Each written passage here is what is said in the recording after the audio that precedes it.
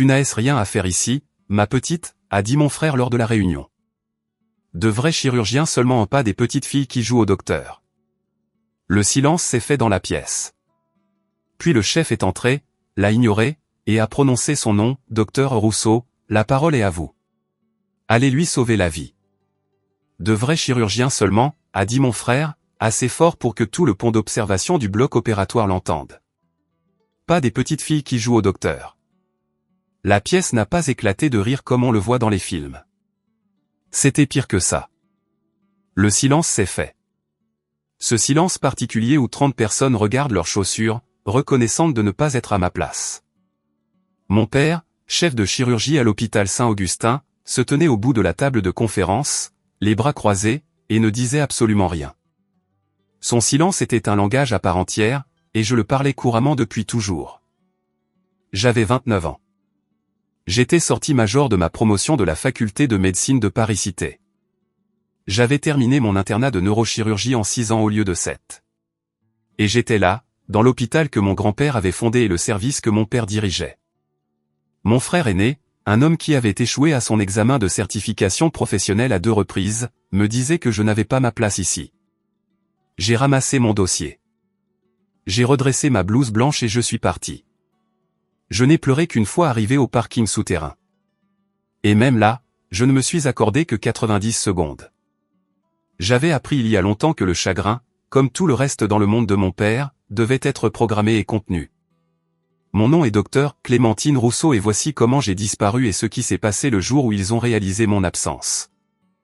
Mon père a construit Saint-Augustin à partir d'un seul bloc opératoire en 1987. À ma naissance, c'était un centre de traumatologie régionale. Quand j'ai terminé mes études de médecine, c'était l'un des 10 meilleurs services de neurochirurgie du pays. Mon père ne laissait pas un jour passer sans rappeler ce fait à quiconque se trouvait à portée de voix. Ce n'était pas un homme cruel à la manière des méchants. Il était cruel comme un glacier laid. Lent, froid, et absolument certain d'être la chose la plus importante de la pièce. Mon frère s'appelle Grégoire. Grégoire a 4 ans de plus que moi. Large d'épaules, charmant à la manière qui fonctionne sur les gens qui ne prêtent pas attention. Il a été admis en neurochirurgie à sa 2e tentative. Mon père n'a jamais mentionné la première tentative à personne. Quand j'ai été admise à ma première tentative, mon père a dit « Bien. Maintenant, le vrai travail commence. » Il l'a dit de la même manière qu'il l'aurait dit à un interne qu'il n'aurait jamais rencontré. J'ai passé 3 ans en tant que praticien hospitalier à Saint-Augustin. 3 ans à arriver avant tout le monde et à partir après tout le monde. 3 ans à prendre les cas complexes, ceux devant lesquels les autres praticiens hésitaient. Ceux qui arrivaient à 2 heures du matin un mardi. 3 ans à regarder mon père présenter Grégoire lors des conférences de service comme l'avenir de ce département alors que je me tenais à 60 cm de là. Ce que mon père ignorait, ce que presque personne à Saint-Augustin ne savait, c'est que j'avais fait autre chose pendant ces 3 ans. Quelque chose de discret, quelque chose qui n'avait pas sa place sur mon badge d'hôpital ou dans mon dossier officiel. J'avais travaillé avec le docteur Armand Duval. Le docteur Duval avait 71 ans, était à moitié à la retraite, et était largement considéré comme le neurochirurgien vivant le plus important.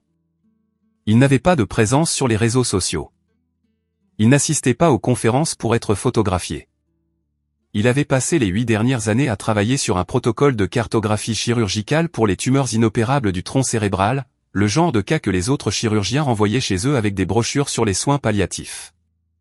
Je lui avais envoyé un email 3 ans plus tôt, un email à froid à 23h30, en joignant un article que j'avais écrit sur mon temps libre concernant des techniques de décompression microvasculaire que je pensais pouvoir adapter à ses travaux. Je n'attendais pas de réponse. Il a répondu en 4 heures. Il avait dit, « Vous avez raison à propos de la rotation vasculaire. Quand pouvez-vous venir à Lyon ?» Je me rendais à Lyon pendant mes jours de congé. Je logeais dans un hôtel bon marché près de l'université et travaillais avec le docteur Duval dans un laboratoire de recherche qui sentait le vieux café et les marqueurs effaçables à sec. Nous n'en avons parlé à personne. Le docteur Duval était discret par nature et avait déjà été échaudé par des institutions tentant de s'approprier le mérite de ses travaux. J'étais discrète parce que j'avais grandi dans une maison où tout ce à quoi vous teniez devenait une cible. Nous avons nommé notre protocole méthode du méridien, non pas en référence à l'hôpital de mon père, mais au concept d'une ligne centrale, un point d'équilibre. C'était ma suggestion.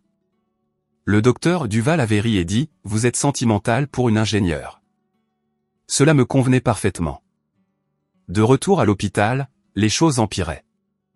Grégoire avait poussé mon père à lui confier la nouvelle suite de chirurgie robotique du service, un système de 12 millions d'euros que l'hôpital venait d'acquérir. La suite était conçue précisément pour le genre de travail délicat et de haute précision que notre méthode du méridien était destinée à soutenir. Grégoire voulait en être le visage. Mon père était enclin à être d'accord. Le matin de l'incident, celui sur le pont d'observation, j'avais été programmé pour présenter mon dossier afin de diriger la première procédure complexe de la suite robotique. Une jeune fille de 17 ans nommée Léa avait une tumeur du tronc cérébral qui avait été jugée inopérable par 4 autres hôpitaux. Sa mère avait conduit depuis la région de l'Auvergne pour nous l'amener. J'avais examiné chaque scanner. J'avais parlé au docteur Duval 2 fois cette semaine-là. Je croyais que nous pouvions l'aider. Grégoire est entré dans la salle de conférence avec 11 minutes de retard, s'est versé un café, et avant que je puisse ouvrir mon dossier, a dit à l'assistance, de vrais chirurgiens seulement, pas des petites filles qui jouent au docteur. Mon père n'a rien dit. Je suis parti. J'ai conduit jusqu'à chez moi, me suis assise à ma table de cuisine et j'ai réfléchi longtemps. Non pas à mon frère, ni même à Léa, bien qu'elle ne soit jamais loin de mes pensées. J'ai pensé au choix qui se présentait à moi comme une porte verrouillée et si j'étais enfin prête à utiliser la clé que je portais depuis 3 ans. J'ai appelé le docteur Duval. Je crois que c'est le moment, ai-je dit. Il est resté silencieux un instant. Puis il a dit, je vais passer quelques appels. J'ai soumis ma démission de l'hôpital Saint-Augustin le lendemain matin. J'ai donné un préavis de 30 jours. Je n'ai pas expliqué mes raisons. Mon père m'a appelé une fois. Il a dit, c'est une réaction excessive. J'ai dit, passez une bonne journée. Et j'ai raccroché. Pendant ces 30 jours, je me suis toujours présenté. J'ai toujours répondu aux appels à 2 heures du matin. J'ai toujours fait le tour de chaque patient dont le dossier portait mon nom. Ce que je n'ai pas fait, c'est assister aux réunions où Grégoire présentait ou au dîner où mon père tenait la cour. J'ai fait mon travail. J'ai dit au revoir aux personnes qui le méritaient, et j'ai attendu. Le dernier jour, la mère de Léa m'a arrêté dans le couloir devant le service de neuropédiatrie. Léa avait été affectée au service de Grégoire. Sa chirurgie avait été programmée puis reportée 2 fois. Sa mère regardait une femme qui avait été polie si longtemps que son visage avait oublié comment s'arrêter. « Docteur Rousseau, a-t-elle dit, y a-t-il quelque chose que vous puissiez faire ?» Je l'ai regardé un long moment. J'ai dit, je vais vous donner un nom et un numéro. Si vous voulez un deuxième avis, appelez-le aujourd'hui. Je lui ai donné la ligne directe du docteur Duval. J'ai quitté l'hôpital Saint-Augustin ce soir-là sans me retourner. Je ne me sentais pas triomphante. Je ressentais l'épuisement particulier de quelqu'un qui a porté quelque chose de lourd pendant des années et l'a finalement posé. Non pas parce qu'il a abandonné, mais parce qu'il a trouvé un meilleur endroit pour le porter. 6 semaines plus tard, j'étais à Lyon. Le docteur Duval avait fait plus que de passer des appels. Il avait été en contact avec la direction de l'Institut Bélanger pour la neurologie, l'un des hôpitaux de recherche neurologique les plus respectés du pays, rattaché à une université que la plupart des gens reconnaîtraient immédiatement. Il cherchait quelqu'un pour diriger la mise en œuvre clinique de notre protocole. Non pas pour assister, ni pour soutenir, mais pour diriger. J'ai emménagé dans un appartement sous-loué près de l'université. J'avais une valise, une boîte de manuels et une idée très claire de ce que je faisais et pourquoi. Le travail à l'Institut Bélanger était différent de tout ce que j'avais connu à Saint-Augustin. Les gens me demandaient mon avis parce qu'ils le voulaient, pas parce que la procédure l'exigeait. Les internes venaient me poser des questions et restaient pour la conversation. J'opérais 3 jours par semaine et passais les 2 autres à la recherche et à la formation. Léa avait appelé le numéro du docteur Duval le même après-midi où je l'avais donné à sa mère. Il m'avait référé son cas directement. J'avais examiné ces images sur mon ordinateur portable dans l'appartement sous-loué, les recoupant avec les données de notre protocole, et j'avais rappelé sa mère dans les 2 heures. Je lui ai dit ce que je pensais être possible. Je lui ai dit quels étaient les risques. Je n'ai pas fait de promesses parce que les vrais chirurgiens ne font pas de promesses, ils élaborent des plans. Léa est venue à l'Institut Bélanger 6 semaines après mon arrivée. Elle avait 17 ans et était amusante à la manière des enfants qui ont été malades longtemps. Un peu sombre, un peu fatiguée d'être traitée avec précaution. Elle m'a dit lors de notre consultation préopératoire que 4 chirurgiens différents lui avaient tapoté la main et lui avaient dit de rester positive. Elle a dit cela comme si les mots avaient un goût amer. Je ne vais pas vous dire de rester positive, ai-je dit. Je vais vous dire ce que nous allons faire et pourquoi je pense que cela fonctionnera. Elle m'a regardé une seconde, puis a dit, d'accord, oui, c'est mieux. Son opération a duré 11h40. Je ne vais pas prétendre que ce fut propre ou facile, ou qu'il n'y a pas eu de moment où j'ai dû faire une pause, recalibrer et faire confiance au protocole plutôt qu'à mes propres instincts. Il y a eu un moment, environ 7 heures après le début, où j'étais certaine d'avoir mal calculé la rotation vasculaire et je suis restée très immobile pendant environ 4 secondes, repassant les étapes dans mon esprit. Je ne m'étais pas trompé. Nous avons continué. Léa s'est réveillée en salle de réveil. Elle a reconnu la voix de sa mère. 3 semaines plus tard, elle marchait dans les couloirs avec des écouteurs, agacée par la nourriture de l'hôpital, prévoyant de retourner à l'école en janvier. Sa mère m'a appelé la nuit où Léa est sortie de l'hôpital. Elle n'a pas dit grand-chose. Elle a dit, je ne sais pas comment vous remercier. J'ai dit, c'est elle qui a fait le plus dur, ce qui était vrai. Je n'ai parlé de Léa à personne à Saint-Augustin. Je n'ai rien posté. Je suis retourné au travail. 3 mois se sont écoulés. Puis les appels téléphoniques ont commencé.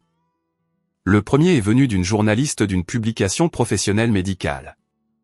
Elle avait entendu parler d'un protocole pour le tronc cérébral utilisé à l'Institut Bélanger et voulait en savoir plus. Je l'ai renvoyé au docteur Duval et au service de communication de l'Institut Bélanger.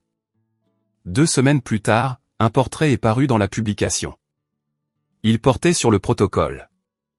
Mon nom est apparu au 3e paragraphe. Le nom du docteur Duval est apparu au 1er. C'était exactement comme il fallait. Le 2e appel est venu de l'Association française de neurochirurgie, AFNC. Ils voulaient savoir si je présenterais la méthode du méridien lors de leur conférence annuelle à Paris, une présentation phare, 35 minutes plus questions-réponses devant environ 2000 chirurgiens. J'ai dit oui. Le 3e appel est venu d'un numéro que je ne reconnaissais pas, avec un indicatif de la région parisienne. La voix à l'autre bout a dit qu'il s'appelait Dr. Laurent Delacroix et qu'il était le président élu de la FNC. Il a dit que le comité de la conférence avait déjà confirmé ma place, mais qu'il voulait appeler personnellement parce qu'il suivait les premiers résultats de nos protocoles et voulait que je sache que ce que je faisais était... Il a marqué une pause. Et je pouvais dire qu'il choisissait ses mots avec soin important. Je l'ai remercié. Après avoir raccroché, je me suis assise dans mon bureau un moment et j'ai regardé par la fenêtre la cour de l'université où les étudiants traversaient d'un bout à l'autre avec leur sac à dos et leur tasse de café. Et j'ai pensé à la salle de conférence de mon père et au silence qu'il avait empli quand mon frère avait parlé et comment une salle remplie de médecins qualifiés avait trouvé leur bout de chaussure très intéressant à ce moment-là. Je ne ressentais pas de colère.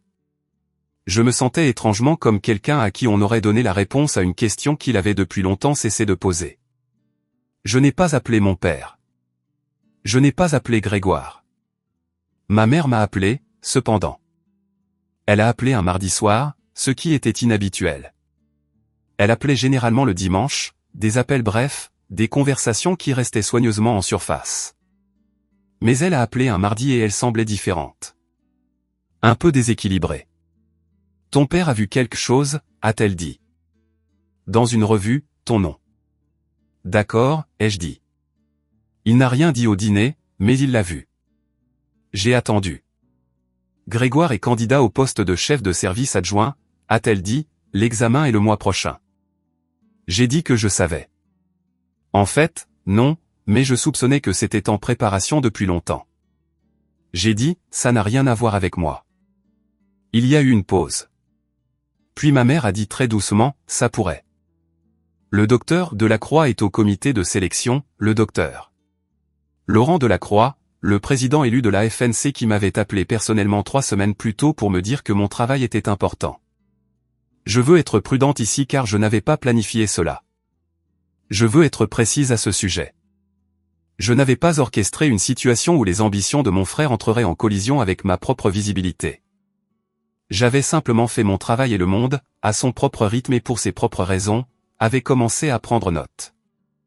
Mais je ne ferai pas semblant de n'avoir rien ressenti quand ma mère m'a dit cela. J'ai ressenti quelque chose. Quelque chose qui n'était pas exactement de la vengeance, mais qui n'en était pas non plus entièrement séparé. Quelque chose de silencieux et de solide comme une fondation en train d'être coulée. La conférence de la FNC était un jeudi de novembre. Paris en novembre est froide et grise et le vent de la Seine vous transperce. J'ai porté mon manteau bleu marine et mes bonnes chaussures et j'ai bu du mauvais café de conférence et j'ai serré beaucoup de mains et répondu à beaucoup de questions et je n'étais pas nerveuse, pas vraiment.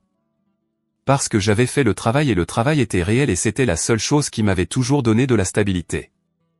Le docteur Delacroix m'a présenté. C'était un homme grand aux tempes grisonnantes et à cette économie de mouvement particulière qui appartient aux gens qui ont été importants pendant longtemps. Il s'est tenu au pupitre et a dit que le travail que j'allais présenter représentait un changement fondamental dans la façon dont le domaine abordait une catégorie de tumeurs qui, pendant des décennies, avait été considérée comme un plafond. Il a dit que le plafond n'existait plus. Je me suis dirigé vers le pupitre, 2000 personnes dans une salle de bal et ce genre de silence qui est entièrement différent du silence de la salle de conférence de mon père. Celui-ci contenait de l'attention. De l'attente. J'ai posé mes notes, même si je n'en avais pas besoin. Je veux commencer, ai-je dit, avec la patiente que j'appellerai Léa. J'ai présenté pendant 34 minutes. J'ai montré les images. J'ai détaillé le protocole. J'ai parlé de la technique de rotation vasculaire dont j'avais parlé pour la première fois dans un email à froid à 23h30, 3 ans avant que quiconque, sauf le docteur Duval, ne connaisse mon nom. J'ai parlé de ce que nous avions réussi et de ce que nous avions dû réviser, et de ce que nous ne savions toujours pas. Je n'ai pas simplifié et je n'ai pas fait de spectacle. J'ai juste dit la vérité sur le travail. Quand j'ai eu fini, la pièce est restée silencieuse pendant exactement 2 secondes. Puis elle ne l'est plus restée. Je ne vais pas décrire les applaudissements d'une manière qui les ferait ressembler à un film parce que ce n'en était pas un. C'était une salle de conférence remplie de médecins et les médecins ne sont pas des gens démonstratifs, en règle générale. Mais ils ont duré d'une manière que j'ai ressentie dans ma poitrine. Et quand j'ai levé les yeux en ramassant mes notes, le docteur Delacroix se tenait sur le côté de la scène et il m'a fait un signe de tête à la manière des gens sérieux qui veulent dire quelque chose qui n'a pas de mots. Après la session, il y a eu d'autres poignées de main, d'autres questions, une file d'internes qui voulaient parler des opportunités de post-internat à l'Institut Bélanger. J'ai répondu à chaque question. J'ai pris chaque carte. C'était environ 40 minutes après la fin de la session quand je me suis retourné et me suis retrouvé à 1 mètre de mon père. Je ne savais pas qu'il serait là. J'ai appris plus tard qu'il s'était inscrit à la conférence 6 semaines avant que mon nom ne figure au programme, pour un panel sur les systèmes de chirurgie robotique, le genre de choses à laquelle il assistait chaque année. Il semblait plus vieux que la dernière fois que je l'avais vu, le matin où j'étais parti de sa salle de conférence. Il portait le même costume bleu marine qu'il mettait à chaque conférence. Il tenait un programme. Nous nous sommes regardés. Il a dit, mon nom, pas docteur Rousseau. Mon nom, Clémentine. J'ai dit, bonjour. Il ressemblait à un homme qui avait préparé plusieurs choses à dire et avait décidé de ne rien dire. Finalement, il a dit, votre présentation était. Il s'est arrêté, a recommencé. L'approche de la rotation vasculaire. Je ne l'ai pas comprise quand j'ai lu l'abstract pour la première fois. Je la comprends maintenant. J'ai attendu. Vous auriez dû pouvoir faire ce travail à Saint-Augustin. Ce n'était pas une excuse. Mon père n'est pas un homme qui s'excuse et je le savais et j'avais fait la paix avec cela il y a longtemps. Mais c'était la chose la plus proche que j'ai jamais entendue de lui d'une reconnaissance que quelque chose avait mal tourné, que le silence dans cette salle de conférence avait été un échec et que c'était le sien. J'ai dit, je sais. Il a hoché la tête. Il a regardé le programme dans sa main un instant. Puis il a dit, le docteur Delacroix a parlé très favorablement de vous avant la session. C'est un bon médecin, ai-je dit. Un autre silence. Le genre qui me remplissait autrefois de l'envie de le réparer, de le remplir de quelque chose, de regagner ses bonnes grâces. Je ne ressentais plus cette envie maintenant. Je suis juste resté là, même dans le silence, et j'ai laissé le silence être ce qu'il était. J'ai entendu parler de Léa, a-t-il dit finalement. Sa mère a envoyé une lettre au service. Elle voulait que nous sachions. Je ne le savais pas. Quelque chose a traversé mon être qui n'était pas tout à fait une émotion et pas tout à fait rien. J'ai pensé à ce voyage en voiture depuis l'Auvergne. J'ai pensé à une femme qui avait été polie si longtemps. J'ai pensé à une jeune fille de 17 ans avec des écouteurs, agacée par la nourriture, retournant à l'école en janvier. C'est une bonne gamine, ai-je dit. Mon père m'a regardé un long moment, pas comme il m'avait regardé toute ma vie, avec cette distance évaluative particulière, mesurant et trouvant des manques. Il m'a regardé comme les gens regardent quand ils voient quelque chose qu'ils auraient dû voir il y a longtemps. Il a dit, oui, j'imagine que oui. Nous ne nous sommes pas étreints. Nous n'avons pas fait de promesses concernant les vacances ou les appels téléphoniques. Je n'ai pas feint le pardon pour son confort, et il ne me l'a pas demandé. Nous sommes restés dans ce couloir de conférence à Paris en novembre et nous avons été honnêtes l'un envers l'autre peut-être pour la première fois, puis nous sommes allés chacun de notre côté. J'ai trouvé le docteur Armand Duval près de la station de café. Il mangeait un biscuit et lisait le badge d'identification de quelqu'un qu'il venait de rencontrer, faisant ce qu'il faisait toujours où il essayait de se souvenir du nom avant de lever les yeux. Je me suis tenu à côté de lui et j'ai volé un biscuit de la même assiette. « Comment vous sentez-vous » a-t-il demandé. « Bien, ai-je dit. » Et je le pensais, pas d'une manière jouée, pas comme on le dit quand quelqu'un demande avant qu'on ait eu le temps de vérifier. Je le pensais de la manière dont on pense quelque chose quand on a gagné le droit de le penser. Il a hoché la tête. Il a dit, vous savez ce qui vient après ? Oui. Plus de cas, plus de révisions, des candidatures d'internes commençant à arriver de personnes qui voulaient se former selon le protocole. Un article dans la revue de neurochirurgie qui paraîtrait au printemps, un plafond qui n'existait plus. Léa m'a envoyé un SMS 3 jours après la conférence. Je ne sais pas comment elle a eu mon numéro. Il disait, mon IRM est revenu propre. Je postule à l'université. Je pense à la médecine. C'est bizarre ? J'ai répondu, pas le moins du monde. Mon frère n'a pas obtenu le poste de chef de service adjoint. Je n'ai pas appris les détails et je n'ai pas demandé. Je l'ai appris de ma mère lors d'un appel dominical, délivré de la manière prudente dont elle annonçait les choses dont elle n'était pas sûre de ma réaction. Je l'ai reçu en silence. La manière dont on reçoit les choses quand on n'a plus besoin qu'elles signifient quelque chose. Il suffisait d'avoir fait le travail. Il suffisait que Léa aille à l'université. Il suffisait que quelque part dans un couloir de conférence à Paris, mon père ait prononcé mon nom et l'ait pensé comme le nom de quelqu'un de réel. Je suis retourné à l'Institut Bélanger un lundi. L'interne de garde m'avait laissé une note concernant un nouveau cas. Un homme de 44 ans transféré d'un hôpital en Bretagne. Implication du tronc cérébral. 4 consultations précédentes, toutes concluant la même chose. La note disait qu'on lui avait dit qu'il n'y avait rien à faire. J'ai pris le dossier. Je l'ai lu comme je les lis tous maintenant. Non pas pour chercher des raisons de dire non, mais pour trouver la forme exacte du problème. La façon dont on regarde une porte verrouillée, non pas pour confirmer qu'elle est verrouillée, mais pour découvrir le genre de clé dont elle a besoin. J'ai trouvé mon stylo. J'ai commencé à travailler.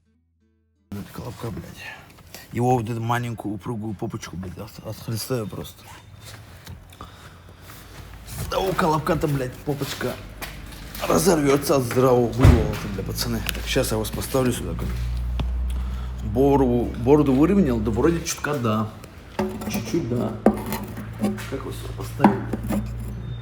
Ой, блядь, телефон не упал. Так, а если вот так поставить, 0,5 и повернуть.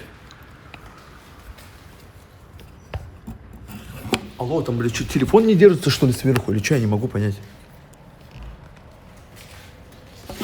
А, вот, все. Сейчас со стороны посмотрю, как это видно. Бля, шапку забыл дома взять, ёкарный бабай. Пожалуйста, начните мойку. Ты, сука, ну подожди, что ли ты, блядь, я не знаю. Вот так нормально будет.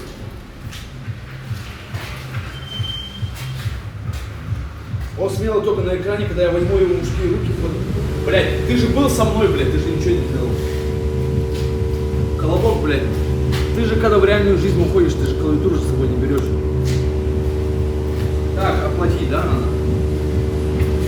QR-код. Бонусами 54 рубля сначала первый надо. Так, я Пожалуйста, внесите деньги, начните мойку или покиньте бокс. Ебало пиздеть, блядь. Далее. 4.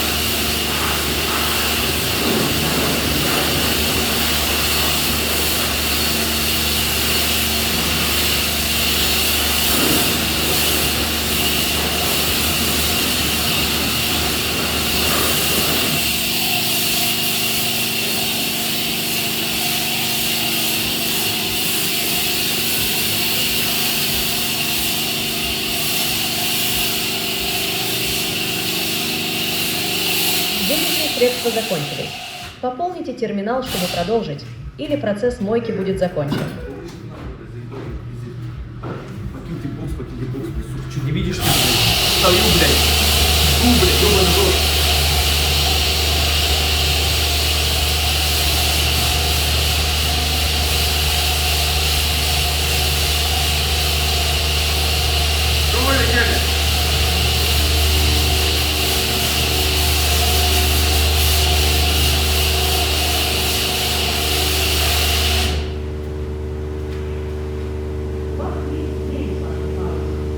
Мойка завершена. Спасибо за визит.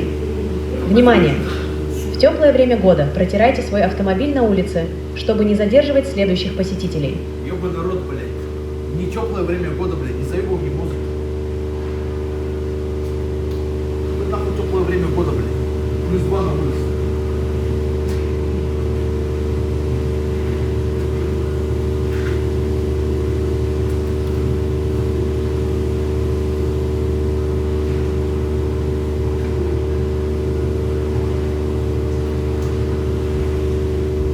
Нет, мойка не завершена, блядь, она на пене, блядь, ёбаный рот.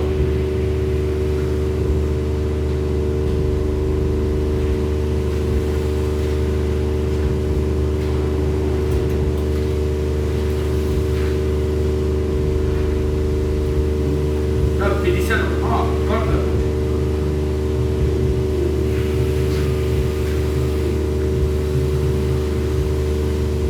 Сейчас карта пополни просто.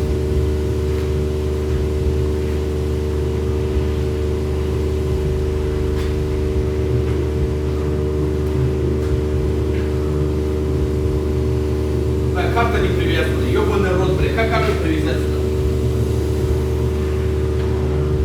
Как мне карту привязать?